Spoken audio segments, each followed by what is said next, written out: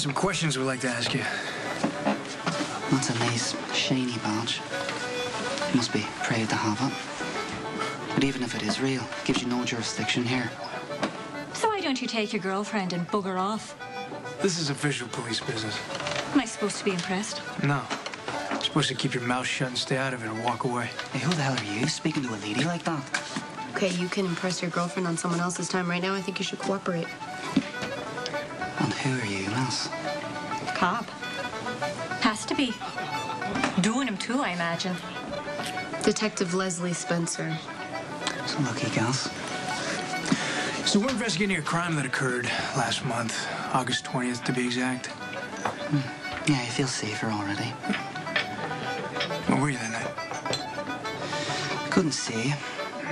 I'm on the road a lot. Well, let me jog your memory. 5 corpses, Mercury, tilt switch, which I know you're pretty fond of on homemade bombs. So why don't you tell me again where you were the night of August 20th? Let me think. Oh, that's right. I remember. Church. Church. Yeah, I like to take the occasional moment to pray for my soul's sanctification. Is that a crime? No, but I guess no one can verify that, right? Well, you might want to ask the devil. And if you keep prodding around in places where you're not welcome or needed, you might find yourself in his place of business. You can ask him.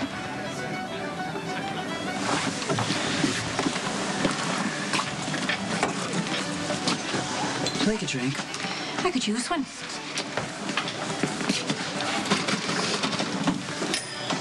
And now you're bringing the cops down on me.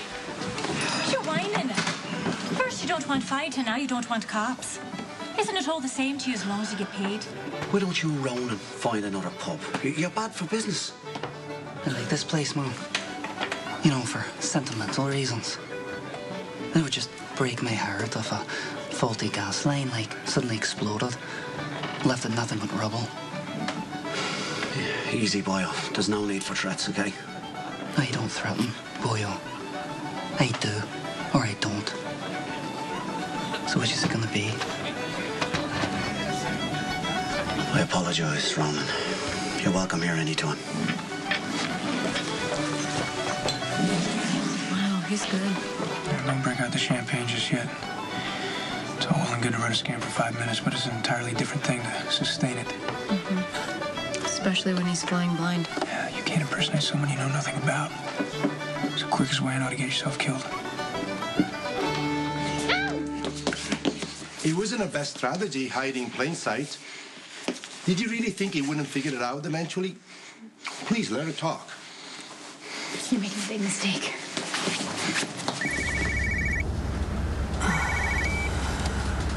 Yeah. Jason, it's Suzanne. Is Brenda still with you? No, I'm headed to the airport. I left her in the suite. Is something wrong? She's off the radar. She didn't show up for her fitting with Cartulo, and she's not answering her cell or her suite phone. Hey! Hey! This is your last chance. This is your last chance. People are going to be looking for me. If my security guy finds you, you're going to be dead.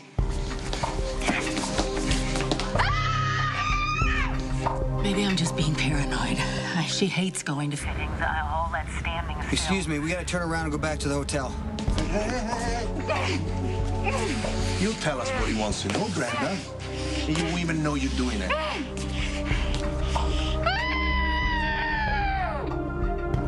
I don't even know if I can give you a satisfactory answer because I have mixed feelings about Brenda. The joy of having her back would be exceeded by the pain of losing her again. Well, Dad, maybe you wouldn't. Well, I mean, it never worked between us because no matter how much Brenda and I loved each other, there was just so much stuff going on. Stuff? Like, what stuff?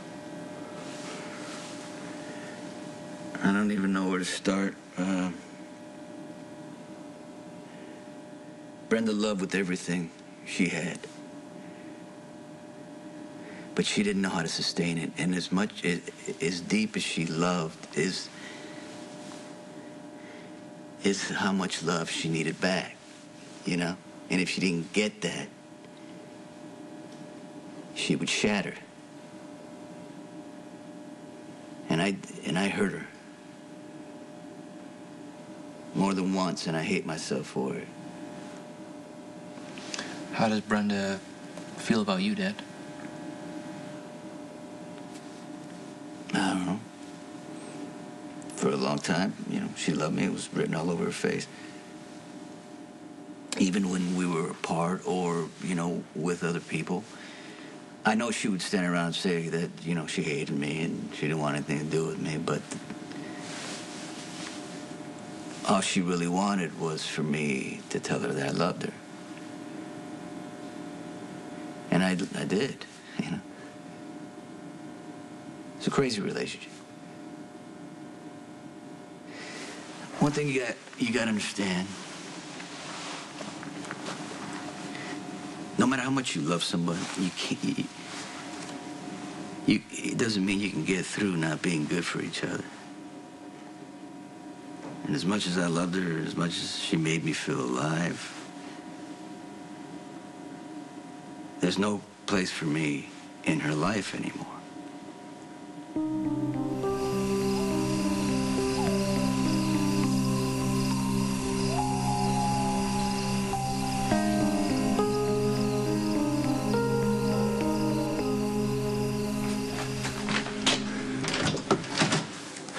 Mac.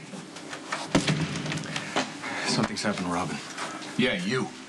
No, I mean it. Something's wrong. Tell me.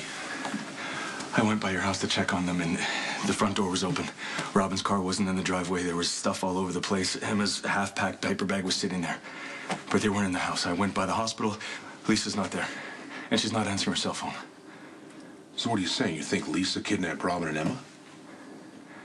With everything she's done, yeah. I think she's kidnapped Robin and Emma.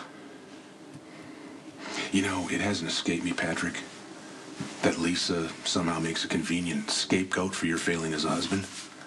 I mean, if she is some crazed stalker, that absolves you of cheating, doesn't it? You know, you're just a victim and Robin can blame Lisa, not you. Mac, Robin and Emma are missing. Maybe Robin took Emma to the mall or out for a walk or over to Maxie's or one of 1,000 other explanations, Patrick. Maybe, Patrick, you're just a rotten husband who failed at your marriage and Robin's trying to avoid you. I get it, okay? Your opinion of me is less than nothing. I understand that. I can deal with that. But right now, my wife and child are missing, and you need to help me find them.